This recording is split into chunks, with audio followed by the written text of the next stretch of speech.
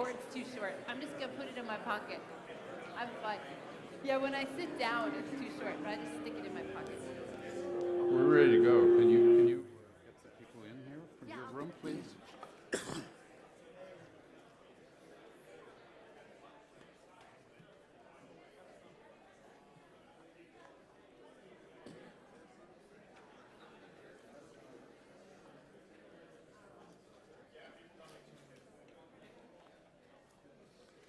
Okay, why don't everybody sit down, please? We'll start again. So, as I said, this is the one panel discussion of the day, and I want to just make a quick introduction of the very distinguished guests that have agreed to represent kind of the different parts of what Dean Wilson calls the quad, and you'll understand a little bit more about what that's about in a minute. But on my far left is Paul Bricault. Paul is the co-founder and managing director of a startup accelerator called Amplify.LA, and he's really representing the startup community here. Next to him is Steve Canepa, who is the general manager of global media and entertainment for IBM, and he's really representing the corporate sector. Then Amy Heibel, who is the Associate VP of Technology and Digital Media at the Los Angeles County Museum of Art, and she is representing the nonprofit sector. And then James Ingraham, who is the Vice President of Strategic Research at EPB, and that is the Electric Power Board of Chattanooga, Tennessee, and he represents the Civic Center, the kind of quasi-government entities, and he has an extraordinary fun story about what he's about. And then finally, my good colleague, Dean Wilson, representing the academic sector. So I'm going to start with one question for each of our panelists, and then we're going to just open it up to the audience and to everybody to kind of participate in this. So Ernie, you recently wrote an article in Strategy and Business entitled, How to Make a Region Innovative. One of your prescriptions is that it is necessary for a region to have a robust quad, public, private, civic, and academic, working together. Since we have all four sectors represented on this panel, can you expand a little bit on that idea? Sure, thanks, John. I'd be happy to. The quick response is, first of all, we all either innovate or die. That's my starting point. Whether it's the public sector, the private sector, and nonprofits, we either innovate or we become irrelevant. Second point, we can't innovate once and then stop, because the world is changing so quickly. We have to build in the capacity for sustained innovation. Thirdly, if you look at the regions of the world that have been successful, you ask yourself, how do they do it? So you look at Silicon Valley. You look at Route 128 around Boston. The area around Washington doing biotechnology. And I do believe there is a secret sauce. And the secret sauce consists of three things, three secret ingredients. Don't tweet this. This is just for you. It's very secret. Number one is you got to have networks. And you have to have networks in the quad.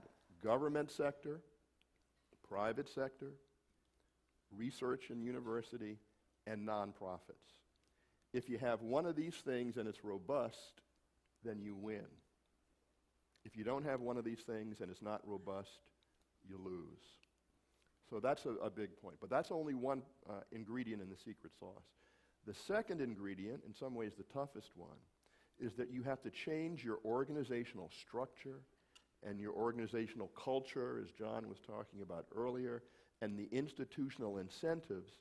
So when you have one of these things, the organizations or the people in the organizations are encouraged to go out and make these linkages. So that's the second part of the secret sauce. So it's networks, organizations, and the third is you need to hire weird people.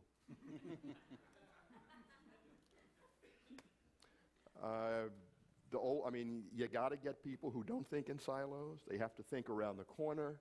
They need to connect the dots, 360-degree thinking, risk-taking, and innovative. Weirdos. guess that's So what if you get your weirdos, Is that the panel, John? I Oh, don't no, I was hoping you wouldn't go there now, John. If you start off with weirdos working in organizations with the right incentive structure and the right culture, and you link up across the silos, then you win, and you have a sustainable region. So that's sort of the pitch. So, Jim Ingraham, you run strategic planning for EPB, which is the Chattanooga Municipal Electric Power Board. You just happen to have deployed one of the fastest fiber optic broadband networks in the world, which is a little strange, but wonderful. And we're ability to take advantage of that as a test bed has been wonderful for us. Can you tell us how this came about and how municipal investment in digital infrastructure might enhance a region's innovation potential? Sure, absolutely. You know, the first thing I should start off and tell everybody a little bit about EPB. EPB is, like John said, the Chattanooga Electric Power Board. We were started in 1935 as part of the New Deal during the Depression, basically designed to electrify the Tennessee Valley. In our part of the country at that time, 90% of the people that lived in our area actually did not have electric service. So over the last 70 plus years, EPB has been a distributor of electricity to today there are about 170,000 meters, about 350,000 people that live on our electric system. About 15 years ago, we began this process of modernizing EPB. There's a saying that if Thomas Edison were alive today and took a walk down an American street and looked at the electric infrastructure, he'd be right at home, because it just hasn't changed that much since his day. For every dollar that just about every industry has invested in research and development, the electric industry has invested less than a nickel. And so we have a huge catch-up job to do just to automate our operating systems to get ourselves in a place where we're on par with the rest of the business community today. Just to give you a sense of what that challenge was all about, 15 years ago we had a lady who worked in our company. You had to go to her when your pen ran out of ink or your pencil got too small, and she would either test the pen or measure your pencil to decide if we were going to give you another one. And the reason for that was because our culture was do everything as cheaply as possible. It was based on the old scientific management approach to the world. The reality is, in 1969, Walter Cronkite went on the air and said, Chattanooga, Tennessee has the dirtiest air in America. It's the last place in the world you want to live, work, or raise your family. We had to change the culture of Chattanooga. And over the last 40 years, we've learned to collaborate to build the quad, to be able to successfully do that in partnership with our business community, in partnership with our public enterprises, in partnership with our academic community, and then in partnership with the general public. We decided to build the fiber optic network because we knew that Chattanooga needed a future-proof infrastructure, and that infrastructure was key to our plan to modernize our electric system. We're a manufacturing town still today. Our manufacturers lose over $100 million in worth of product every year because of 30-second outages. By automating our operating systems, we've already been able to reduce that by 40%. That's $40 million a year, or $400 million over 10 years for a system that costs us $200 million to build. So the benefits are already accruing to the community. We are changing the culture of Chattanooga. Businesses are coming to Chattanooga to take advantage of our bandwidth. The venture capital community is moving into Chattanooga to take advantage of the promise of our bandwidth. And our teachers, our manufacturers, our business people, our residents at home, our doctors are all now thinking about and have gained energy from this idea of what can I do when everybody in town has access, if they want it, to up to gigabit symmetrical internet speed. And so far it's working pretty well. The forecast that I did when we were developing the business plan for the fiber-owned network said over a 10-year period we might get 2,600 new jobs in Chattanooga and about $600 million worth of economic growth. We're already, in 2010, we generated those numbers in just 1 year. So the idea that people don't use bandwidth, that they don't have a need for bandwidth, is just not true. Our system today, our internet transport over the public switch telephone network, continues to grow exponentially. We're up to 8 gig every day. Great. So, Amy, you run the digital strategy for LACMA. We've talked today about this notion of art and science coming together. Can you talk a little bit about how art and technology are converging at your institution and how a large nonprofit like LACMA thinks about maybe leveraging social media and other participatory culture and spreading the museum in LA? Sure. I thought I might just reference a historic project at LACMA because my job is sort of to find ways for the museum to be innovative and for the staff to get out of silos and to offer technology to artists as a raw material. But LACMA has quite a strong tradition in this area that started when the museum was just 2 years old in 1967. The curator, Maurice Tuchman, initiated a project called the Art and Technology Project. And I think it really speaks to Dean Wilson's point about the quad, because his express goal was to expose artists to industry. And he made the point at the time that many of the major movements in modern art and the history of design had actually come about when artists reached out to industry and worked with that raw material.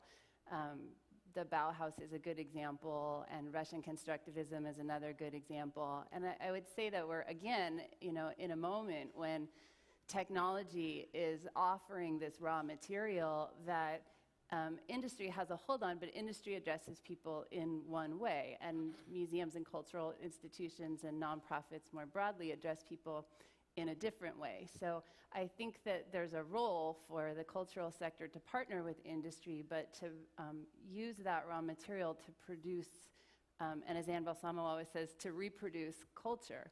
And that's what happened in 1967. We had aligned artists like Richard Serra, Klaus Oldenburg, with some of the large and emerging companies in Southern California, aerospace,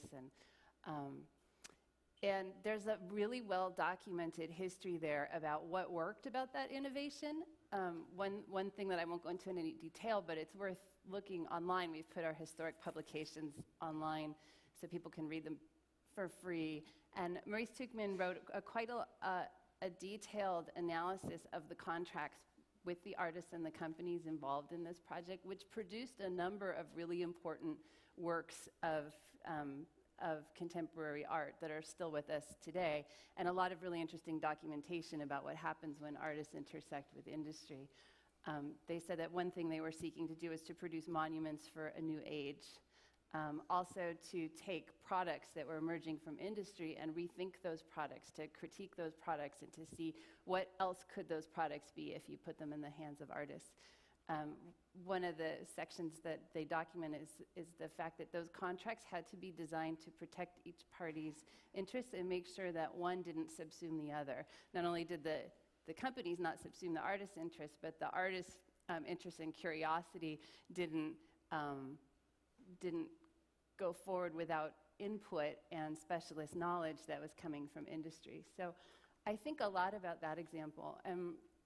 I would just say that I think where cultural institutions stand in relation to the Quad has something to do with, I think a lot about the great urban theorist Jane Jacobs and her idea of the third place, and also the philosopher Hannah Arendt and her writing about the polis.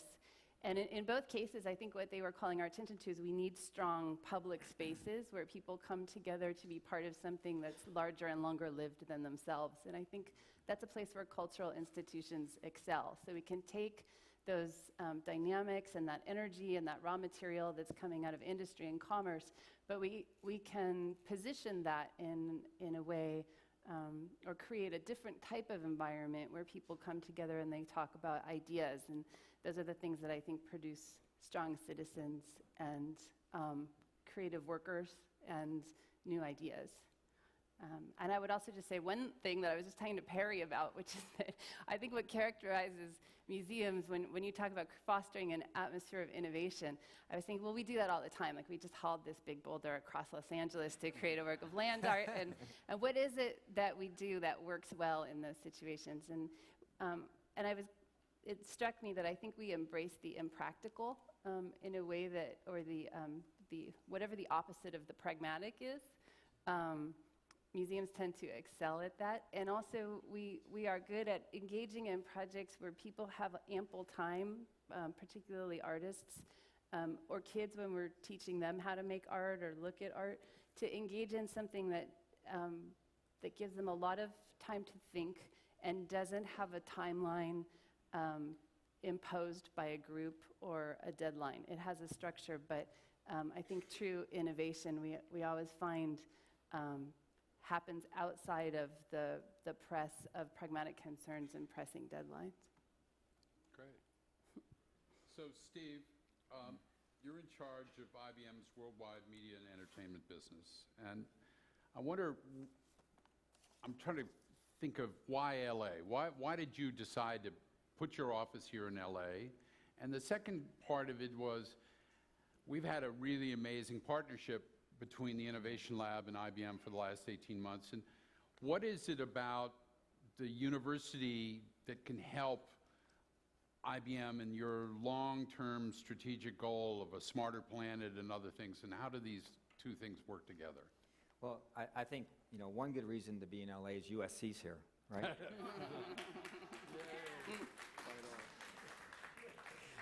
When the web came along back in the mid-'90s and we saw this movement from analog products, physical products, books, magazines, newspapers, CDs, to digital products, all the things we consume today in digital services, we saw a tremendous opportunity to work with some of the leaders of the industry that are based here in Los Angeles, because their business models were going to be under siege. They were going to change. Lots of opportunity, but lots of challenge too. And technology plays a key role in a lot of that. So we've had the opportunity to do some pretty amazing projects. I mean, we helped Warner Brothers launch the 5th major network in the US, but it was the first one in the world that was based on digital technology, end-to-end, IT technology. And it allowed them to do something that would have been cost prohibitive if they tried to use traditional technology. Or you may remember when HD programming came along on television, and sports drove a lot of that. So we worked with Fox on how we could capture NFL football games and Major League Baseball and things like that. And that really drove the transformation from standard definition to high definition.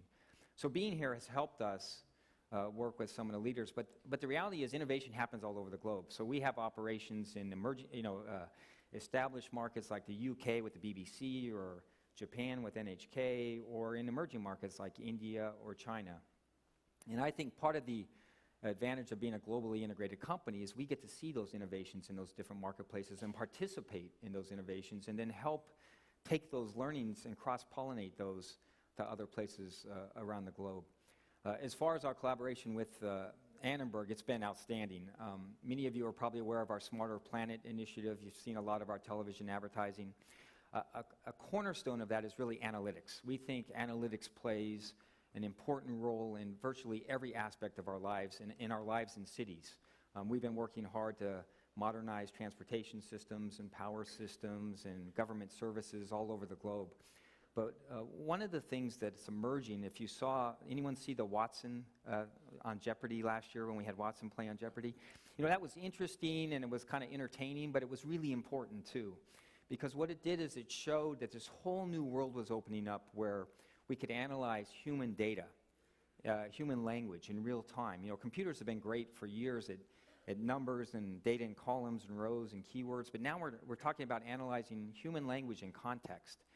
And, Jeopardy was a game contest, and it showed how you could really compete with the brightest in the world at something like that. But what it really showed was we could apply that to things like health diagnostics and helping a doctor in a rural area have access to the best thinking in the world about what this patient sitting in front of you might be experiencing.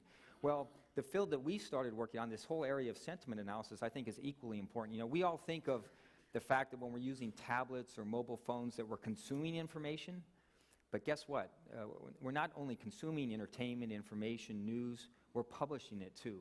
And when we publish it into the open internet, that's That's important information. So in the work we've done some interesting use cases around film forecasting, or you saw you may have seen the board in the other room about some of the Republican debates that's going on.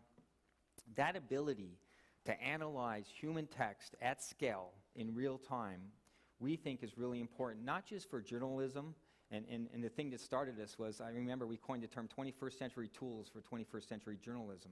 I mean, I think we can apply these tools to journalism and to communications, but think about any firm, anywhere in the world that's putting products and services in the marketplace, and they want to understand in real time, what are consumers saying about their interface with that company, the use of that product, that service, what they think about the brand of that company.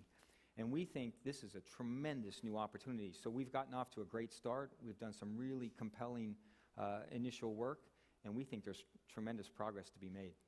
Great. So Paul, in Ernie's essay, he mentioned, one very classic center of innovation, which was Silicon Valley. And you're just opening up a brand new startup accelerator, Amplify, and you've put your office in Venice, California. And can you give us some insight in how Amplify plans to work with the other sectors of the Quad in LA? And also, why is it that you and your investors decided to make a bet on Southern California as opposed to being one of the 100 firms in Silicon Valley? I think you just answered the question.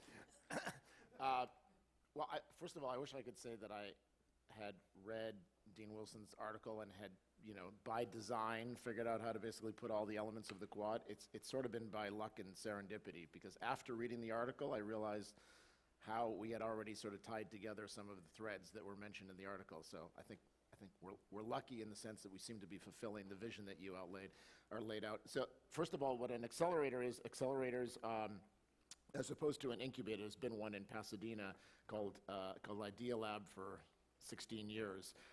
Incubators basically generally take ideas that were put together by the founder, in the case of Idea Lab, Bill Gross, and then those ideas they bring in external entrepreneurs to basically build those businesses.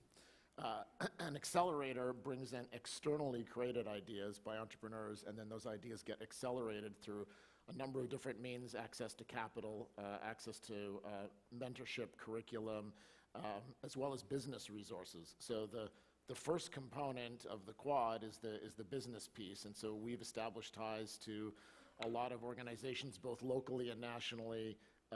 So Silicon Valley Bank and PricewaterhouseCoopers and Joyent and Microsoft, as well as brands like Coca-Cola who want to get closer to the process of innovation. And so that's that first piece, and we'll continue to sort of evolve that over time and establish both project work as well as overall relationships with those companies to help provide resources to the companies and access to those companies to some of the internal work that's being done inside. The second piece is the civil piece, and early on, again, largely by need, not so much by design, we decided that we needed to get the city of LA involved in what we were doing. And so I had a meeting with Mayor Villagrosa, who got very excited about the job creation benefits and other pieces to it. I ended up joining something called the Mayor's Council for Innovation and Industry, and we struck a deal with the city to try to take some of the shackles off of growth for some of the early stage companies. There's currently a city tax, which is on gross revenues. So any company that establishes residency in Santa Monica has one too, many cities do, but establishes residency in Los Angeles has to pay a tax on gross. So we got a 3-year tax holiday off the gross city tax by working in partnership with the city to figure out how we could basically take off the friction or remove some of the friction for some of these companies. And we continue to work with the mayor's office and city organizations to try to continue to sort of commingle our DNA with the city's DNA, tried to help change some of the city's policies to promote growth of entrepreneurship, attract capital. We actually come up with, in this mayor's council, a series of initiatives to help basically drive and basically spur further growth of entrepreneurship in Los Angeles. The third piece is the art side of the equation, and we were just having a brief conversation outside. So Venice actually is not well known, but it's one of the birthplace for contemporary art. So particularly avant-garde artists like Basquiat and Robert Irwin and Ed Ruscha and others who basically worked in Venice in obscurity for many years. And so to try to bring that component back into Venice, we've been working with a number of galleries and artists and hopefully museums to try to insinuate some of that that artwork into what we're doing in Venice. And we're actually going to do, the first thing we're going to do is externally project art on the outside of the building, which is, if any of you know Venice, it's at Windward Circle, sort of in a very iconic location, a block from the beach. And most of you probably only know Hamasushi. So it's across from Hamasushi. So we're going to, so there'll be an external expression. The art on the outside of the building will be an external expression of the cutting edge internal work that's being done inside the building. And I think that's important not only because we're trying to establish a tech community for all of the technology entrepreneurs in LA to meet in this particular location, but also to establish deeper ties to basically the art, the business community, the civil community. And then on the public side, in the education piece, first of all, I'm a graduate of Annenberg. I've been teaching at USC in a class on innovation and technology for 18 years. So it was really important to me to continue that relationship. But so we've established ties with multiple different schools within USC. One of my other partners is on the board of UCLA Film School, so we've actually had to have, we have to be open to all the community, not just one school. And we've also established ties with Caltech. And the reason for that is, historically, going back to the first bubble in 1999-2000, entrepreneurs haven't seen LA as a welcoming environment. LA is known as the home of Hollywood, and people come here and establish ties from other communities to work in that industry, which is where I came from, the media business. But technology and entrepreneurship is somewhat, has an alien connectivity to the media business. And so a lot of those people have left. So people develop businesses and they leave, they flee, they migrate to Silicon Valley or somewhere else. And the schools, historically, they're doing a dramatically, exponentially better job now at promoting entrepreneurship within the schools. Jonathan's doing incredible work here. The engineering school has engineering competitions. Stevens Institute for Innovation has entrepreneurship competitions. But historically, entrepreneurs were not necessarily encouraged to be entrepreneurs. They were encouraged to take jobs in large corporations or companies that were based up north, or take their small businesses and they would move. And so part of the idea here is to try to keep those businesses here and keep them local. And the final answer, the final piece of your question was, why LA? And I think you answered it. There's already an enormous amount of activity in Silicon Valley and more recently in New York.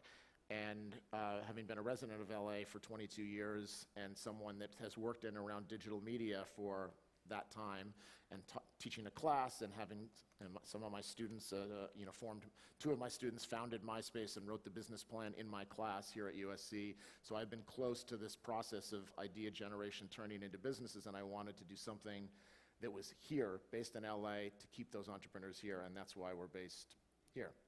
And I also think opportunistically, since we launched, we've had 262 applications, so in 3 months, and the quality of the company is incredible, is at its apex, I think, in terms of the quality of entrepreneurship in LA.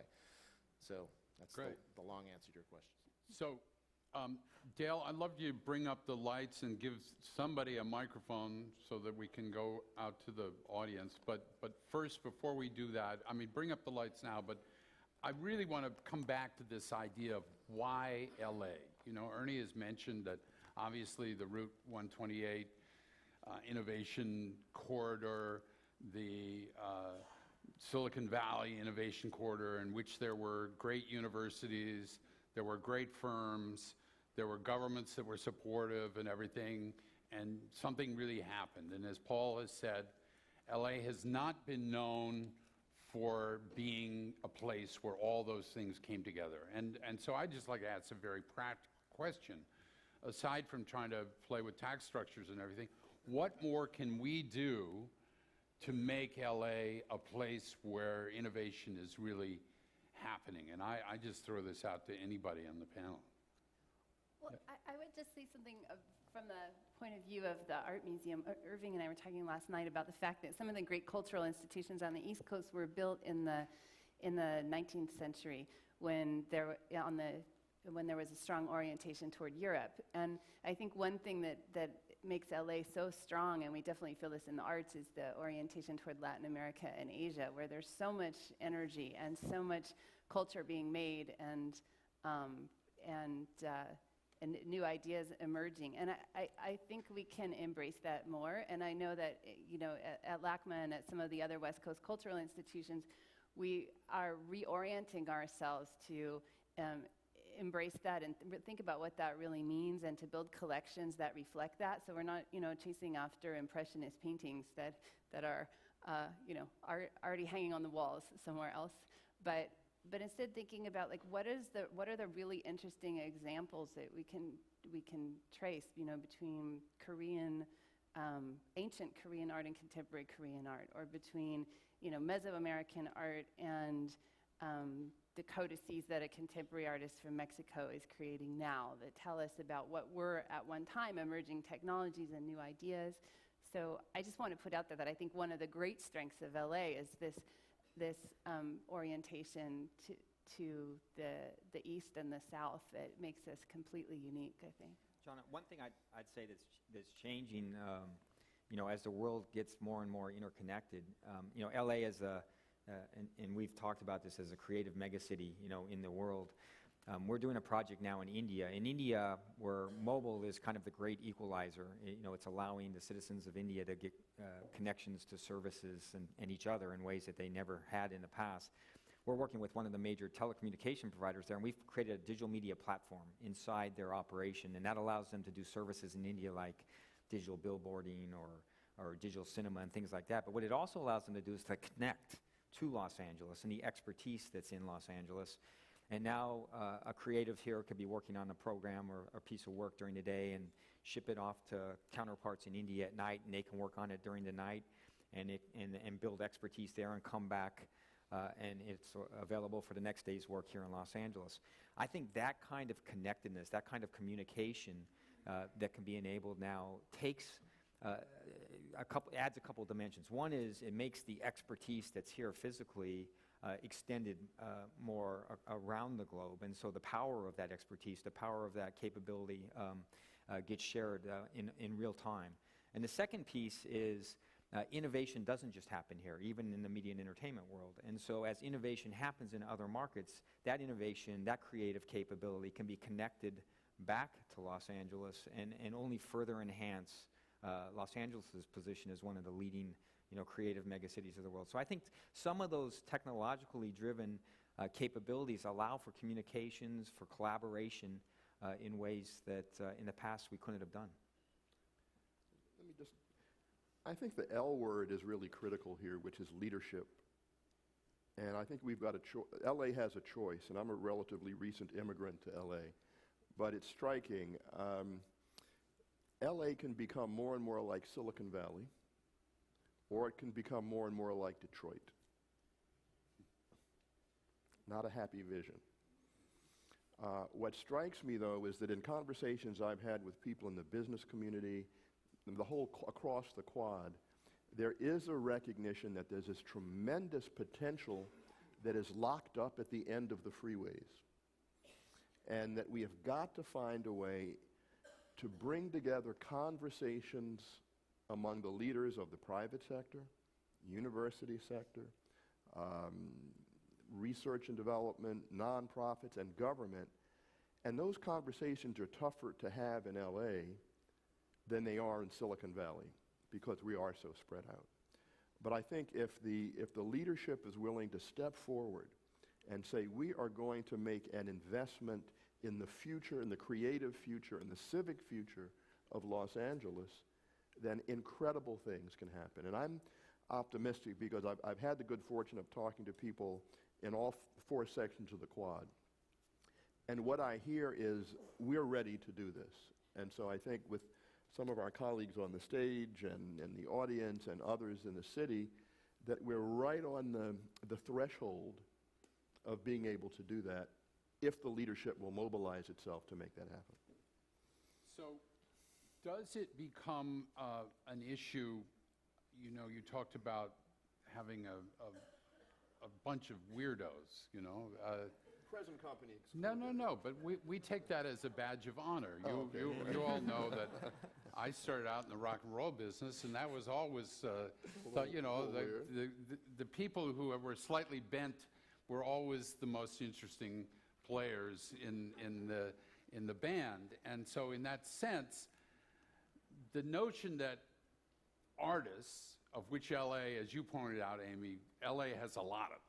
I mean, some of you know that we've been having a citywide epic exhibit called Pacific Standard Time, which, you know, tells the story of LA art, which is really not a story that many people really know. And it's so rich and it's so deep. And so the question then becomes, how do we begin connecting these artists with these tech firms? How do we make all of this kind of wonderful thing? Because I think one of the things that the late Steve Jobs really understood was that it does take art and technology to make something that's truly great. I mean, anyone who uses the iPad understands that there's a lot of art in there and there's a lot of technology. And it's the marriage of those two that's amazing. And this is something I think that America does pretty damn well.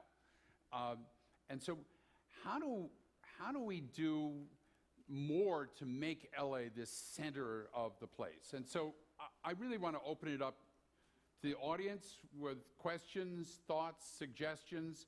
Just raise your hand and one of the people with a microphone will get you. Yeah, there's one over here. A mic?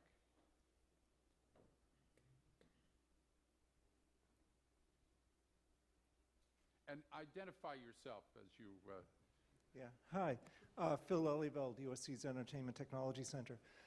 Amy, last year Machine Project took over LACMA. Machine Project does 2 or 3 events every weekend teaching technology to artists and art to technologists. Paul, I learned about your firm at a Lean LA event where 320-somethings and me, the old guy, were presented to basically 6 accelerators talking about themselves. LA has very vibrant grassroots communities, but they're islands of community. And this talk is all about top-down. I wonder if anybody is doing something to bring those communities together, maybe not for your own business interests, but to build this community. Because the strength of Silicon Valley is you walk across the street if you want to find a new idea or get funding. Well, I mean, I think I mentioned that briefly. It has visibility at the city level because the mayor's office has actually set up this council that consists of people from different facets, including Z from USC and a representative from UCLA and representatives from the angel community, the investment community, the business community on this council to try to figure out how to bring those pieces together. We've developed a number of different buckets which are now been subdivided and people are working on them from how do you basically maintain and keep entrepreneurship here? How do you insinuate entrepreneurship into the university camp? And it's not one thing. I think Dean Wilson indicated you can't just wave a magic wand and the mayor suddenly say LA is a city of innovation. It's going to require a lot of work by a lot of different quadrants to basically bring all these pieces together. So that's why we're trying to do our small piece and just sort of bringing in sort of the artistic community into what we're doing. We're trying to establish ties in the tech community, which unto itself is extremely diverse. And that's largely a reflection of the fact that, look, LA is geographically diverse. It is not Silicon Valley, right? So part of the reason, obviously, Silicon Valley has a long history. And I think, first off, I should say, we should stop trying to sort of live in the shadow of Silicon Valley. So Silicon Valley is good at a lot of different things. LA is good at a lot of other things as well. And we are never going to be Silicon Valley, nor should we desire to be Silicon Valley, because they have very unique characteristics. Everything exists in a 40-mile corridor between Palo Alto and San Francisco. LA does not live on that kind of quadrant. And when I say everything, I mean everything in terms of technology and innovation lives within a certain distance of that corridor. And so I think what LA has to think about are what are the unique characteristics of LA and how do you bring those pieces together without looking at everybody else as, as sort of the model to look up to. I mean, LA's got a great media DNA that can be incorporated into a lot of this work. To a certain extent, some of it's been an inhibition because the media companies historically have rejected innovation because it has restricted control, and we're in a dawn of an age which is all about relinquishing control and not about maintaining control, and so that has run, headlong into how the studios operate, but that's already beginning to change fundamentally in terms of how the media companies work. So anyway, the long answer to your question is I think it's going to take a lot of work from a lot of different organizations working collectively, educational institutions working with the city. It is going to require the mayor, the current mayor, and whoever's the subsequent mayor to shine a spotlight on a lot of these initiatives because it requires PR. And to say, look what's happening here, and to try to bring these pieces together more, more visibly. Yeah, Phil, I also think that there is a lot of bottom-up activity. I mean, basically, networked communities, by definition, are bottom-up in a lot of ways. And certainly in the starting of this lab, it was a total bottom-up thing. There was no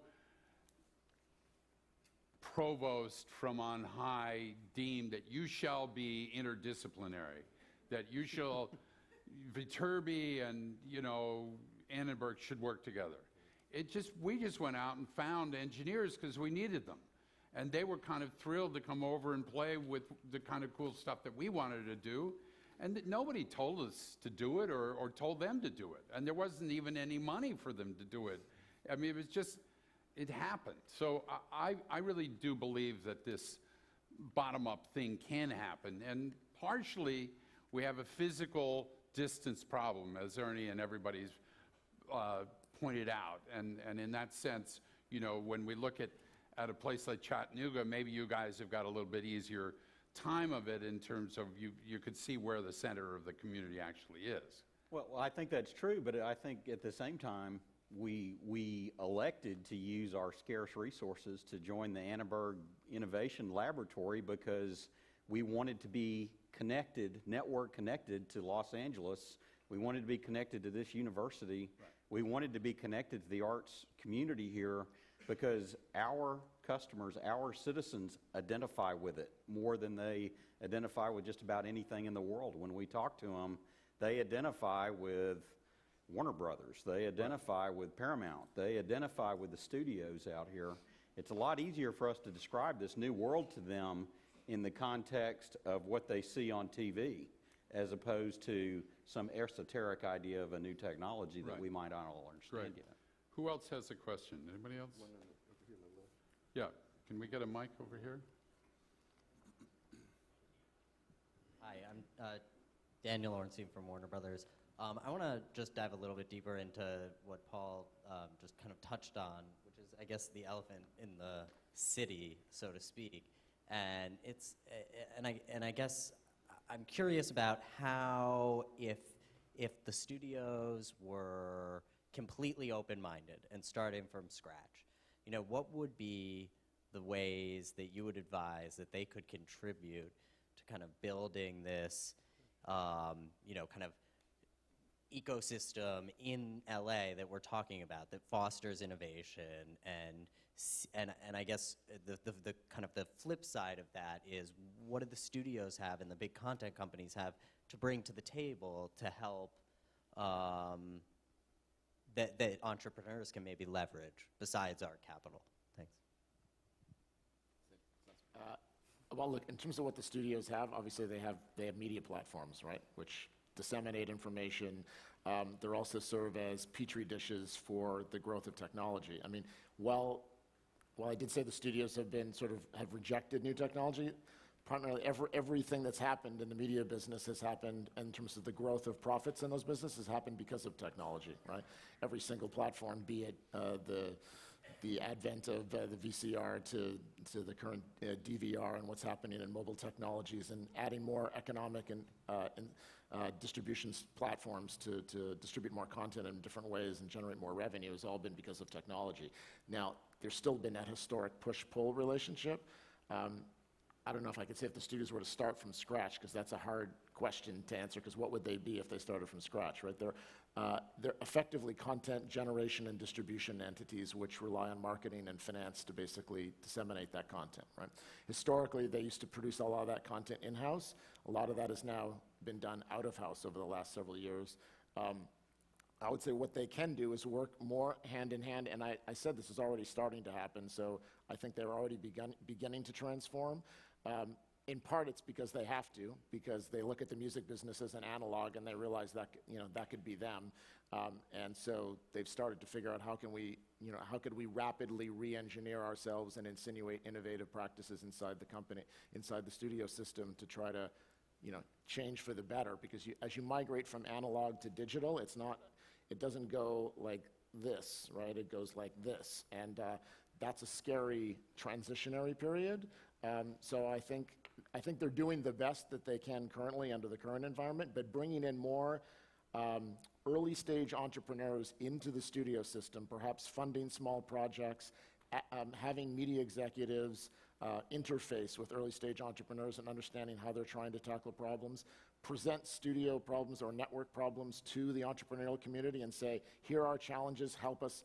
If you can help us overcome them, then there's investment capital available to you to stimulate idea generation and business generation in those categories. Those are a few things. Maybe some of you can add to that.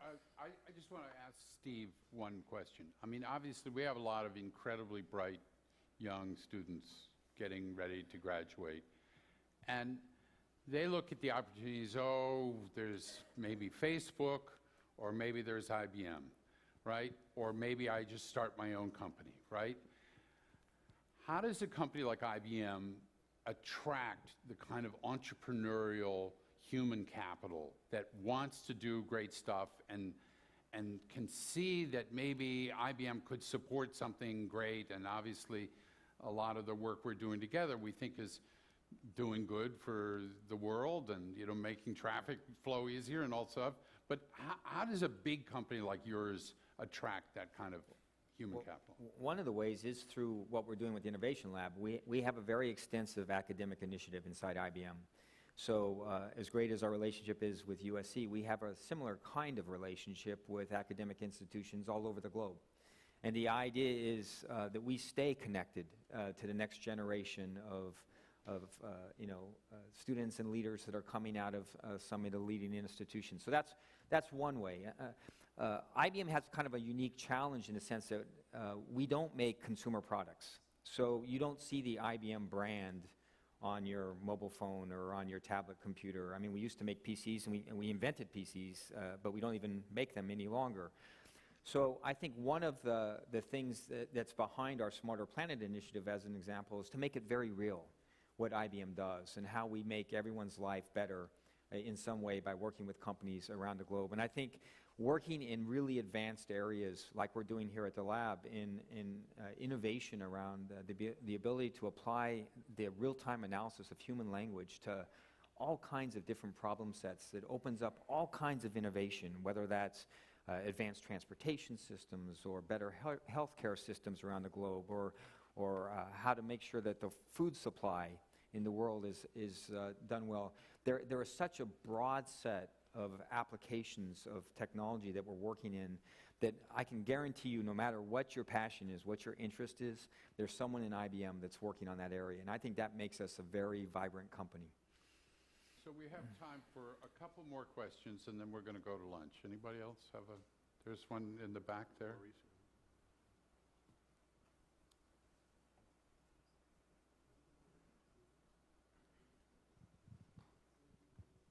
Hi, I'm Braxton Perkins from NBC Universal. I just had a question for Jim about Chattanooga with the network. Do you see changes in the participatory media, the way that your customers are interacting with media brands as a basis of the rollout and the speeds with which you deliver? I think the fact that the citizenry of Chattanooga have adopted the network so fast and that so many people have subscribed to our triple play service. We have an IPTV offer. We offer internet speeds from 30 megabits symmetrical up to a gig. We do have landline telephone service. We have a full range of communication services. We have video on demand, DVR, all of these things. What's happening, though, is the first thing that happens with our customers is they kind of jump back and they go, wow, that's fast. I've never seen internet that fast. Wow, that's fast. It's kind of a wow thing. And the second thing that happens is they kind of say, boy, I bought this high-definition TV. This is high-definition TV. This looks good. I like this. The third thing that happens is they start finding ways to improve their productivity in their daily lives. They find ways to use the network, integrating it in with their wireless tools, and we're collecting stories every day of people who are starting businesses in their homes, people who are able to raise families from their home, just medical applications. Chattanooga is becoming a regional center for radiology because we have a Harvard-educated radiologist in town who figured out he could use our network to network radiologists all over the region, and he's turning around MRIs and CAT scans in 12 minutes. So people are in the doctor's office, they have these tests, and before they leave, they get the results. I mean, these things are changing, the daily lives of people. The third thing that's happening is that, and it's just begun because our network has really only been in existence for just about 2 years now, working with customers on it. The third thing that's happening is this innovation process is starting to kick in, where people are actually starting to invest in their ideas.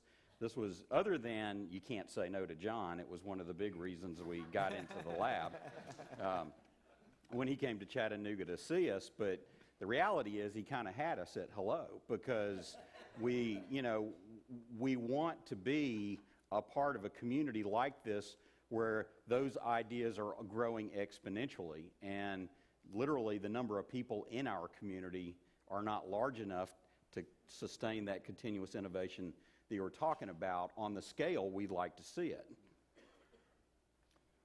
Right here.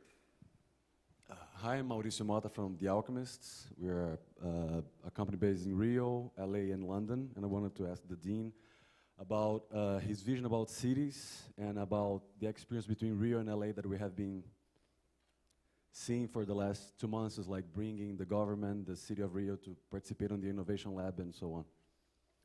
Yeah, Mauricio is referring to a set of relationships that have been going on, I think, Mauricio, almost for 1.5 years now, and Henry Jenkins has been down several times to Rio, and John has been there. I've been down a couple of times, and it's a useful reminder that